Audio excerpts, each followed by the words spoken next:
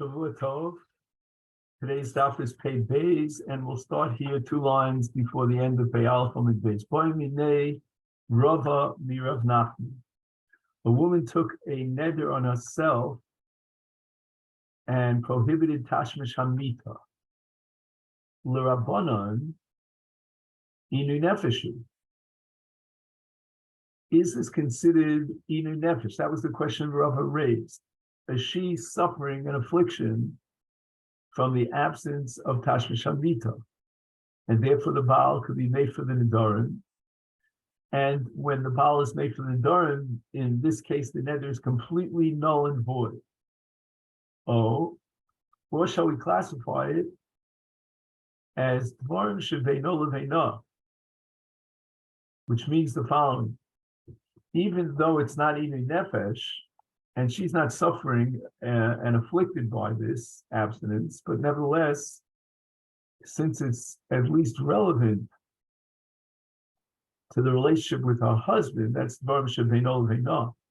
But that means he can only give a temporary hafara as long as the marriage exists, and then when she gets remarried, if he divorces her, then the neder is chal. Amalei, Rav Nachman responds to Rava to Nisua. We can derive this from a Mishnah later on Daf Tzadi Amud Beis. The Mishnah says that if a woman says she declares Netula Animin HaYehudim, and it means that she prohibits Hanas Tashmish from Jewish people, and her husband is included in that group. And now we start the Daf Pei Beis. Yofer Chelko Umeshamsheto.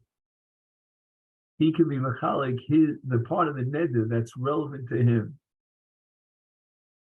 And what that means that she'll be allowed to have tashmish with her husband, because that part of the neder he can be mefer, and it's considered dvarim shebeino leveina, so it's only like a temporary kind of hafar tehena to mina Yehudim. But in event that she gets divorced, the neder is chal, and it would generate an isur tashmish on anyone who marries her. The Yamrit neder inui nefesh hava, and the Gemara argues from the opposite position to show that the opposite position is untenable, namely that this is inui nefesh for her. Then I might pay to him HaYehudim. His hafara, Habal's hafara, would completely nullify the neder, as we learned back on Daf Ayin Tes, that a Baal can be made for a neder sheish bo inui nefesh, and the neder is completely null and void, even for the future after she gets divorced. Shema Mino, that we clearly can determine that from the fact that it says Tehei Netula Mina Yehudim, which means that the neder will still be chal in event and subsequent to his divorcing her, that it's Dvarim Shebeino Leveina Havim. It's not considered inui nefesh. And once again, we see a fundamental distinction between Yom Kippur and Nedarim, because on Yom Kippur, Tashmish Hamita is considered one of the inuyim, of the 5 inuyim under the Nisan es Nafshel Seichen. The Gemara rejects this proof by saying the following: that we have reason to believe that Mishnah that we're quoting and basing our argument on is not according to Rabbanan, but rather only according to Rav Yossi. That's going to be based on Rav Huna, as we'll soon see.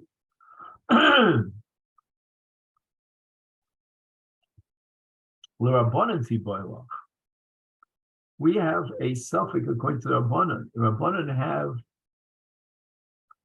a different definition of inui nefesh. Mishum denetula nimeni Yehudim Rabbi Yossi Tanilei. And we cannot prove anything from that Mishnah, because that Mishnah is authored by Rabbi Yossi.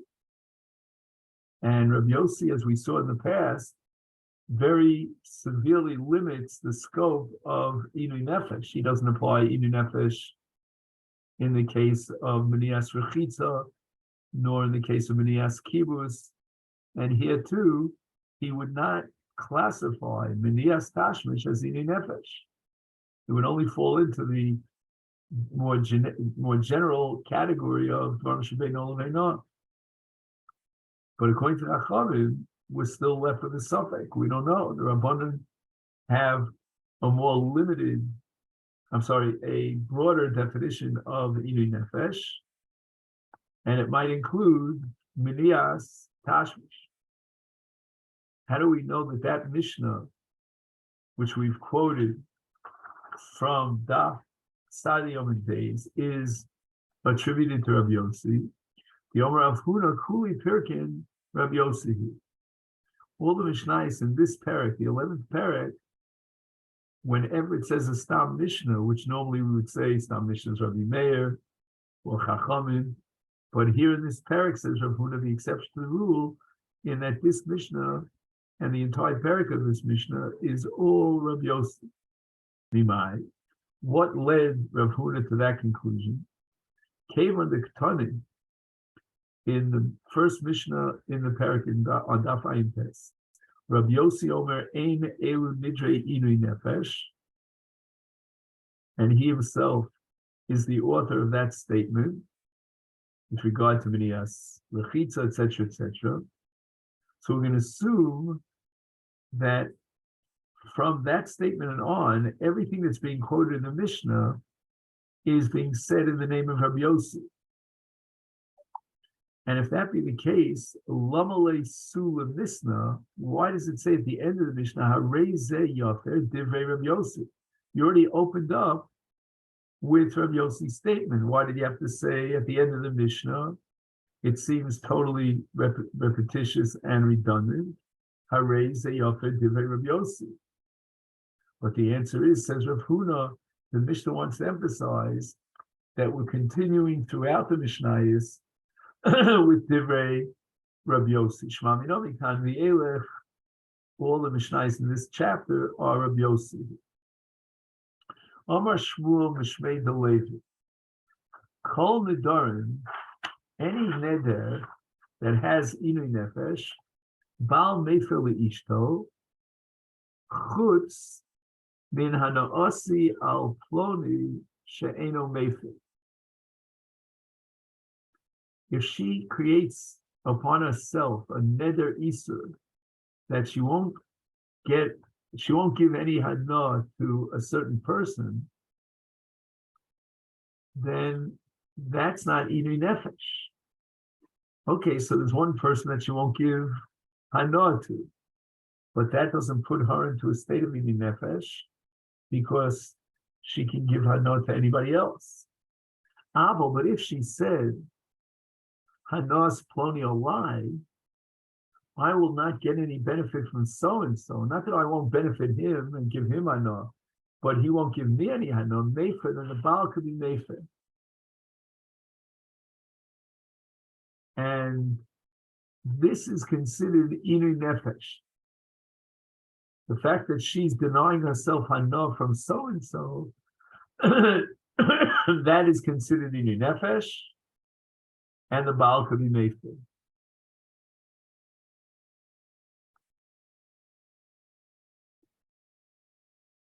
Now there are Rishonim who learn that the Hafar Sabal here is not midin in nefesh, but only midin Dvarim Shebeino Leveino. The Meiri asks the following question: why is this considered inui nefesh at all? What's the Hama meaning? She can get benefit from everybody else in the world. So the Meiri answers that that person from whom she prohibited herself to get any hana has something unique that she can't get from anybody else. He doesn't give an example, but we might talk about the fact that she needs a supply of X and he's the only seller. So that's considered by her enjoining herself from getting benefit from that person, that's considered inui nefesh, or at least Dvarim shebeino leveino, depending on the nature of that, the provisions that that person would provide for him.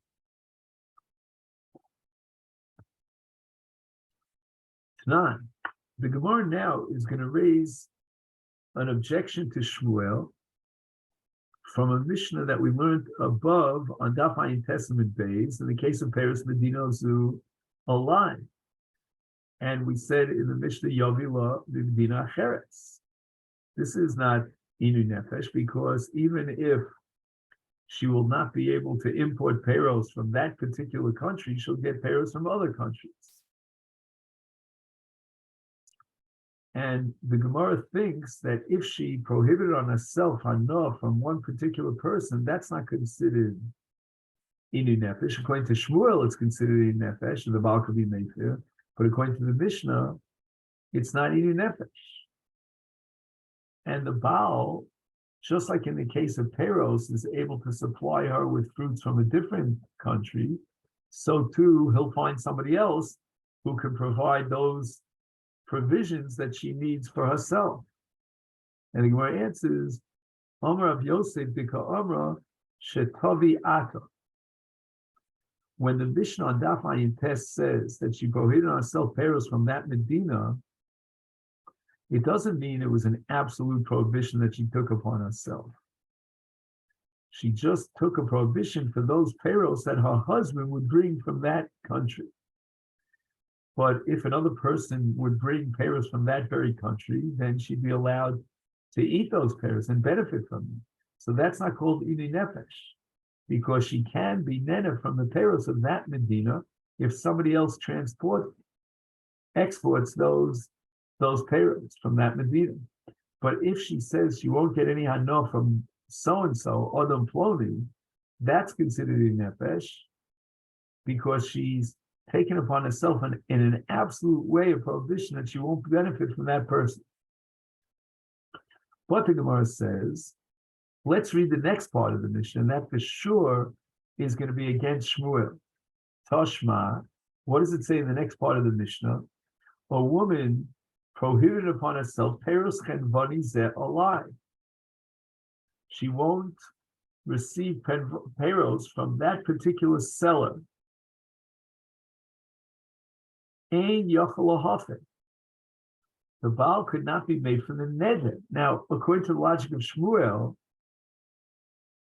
we said that if a woman takes it upon herself that she won't be nena from so-and-so, that's called inu nefesh. So why does the Mishnah say in the case of Peros Kanvani Zeh, a lie, Ein Baal yochel hafen? And the Gemara answers, Hafenami, I'll give you the same answer I gave you before. The Ka'amra Shetavi Ata. She took upon herself a prohibition that any payros that you bring from that chenvani, you meaning my husband, those are also alive. But it was not an absolute neder prohibiting all payros, even if others would bring the payros from that chenvani. And since there's a possibility to be nena even from that chenvani, albeit al yidei acherim through others, that's not called inu nefesh. And now the Gemara is going to reject these answers and prove that it's impossible to interpret the Mishnah in a case as if it were in a case of shetavi ata, by adding those two words to the Mishnah. Because in the next part of the Mishnah it says, Im lo hoisa parnasaso elami menu hareza yefe. If the husband is the type of person who has to buy ba'akafah, meaning he doesn't always have money in the bank and he needs to purchase something, so he buys it on credit. And the only chenvani, the only seller who's willing to sell to him on credit is this particular chenvani. That makes it into a neder of inu nefesh, hareza yefe, and the Baal could be made for the neder. Because in many situations, the Baal doesn't have access to currency, and he will have to buy from this particular chenvani by kafa on credit, and that makes it into inu nefesh.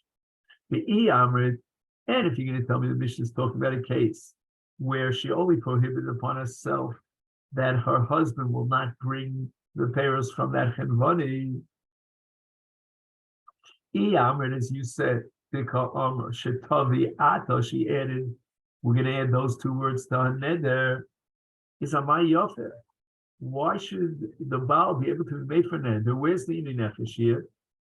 Anyone else can take from that chenvani and bring her the payros. So there's no inui nefesh. But rather be to say for Delo Mairi Baal Havi, Delo Maisi Baal Havi, Reisha de Kamaisi.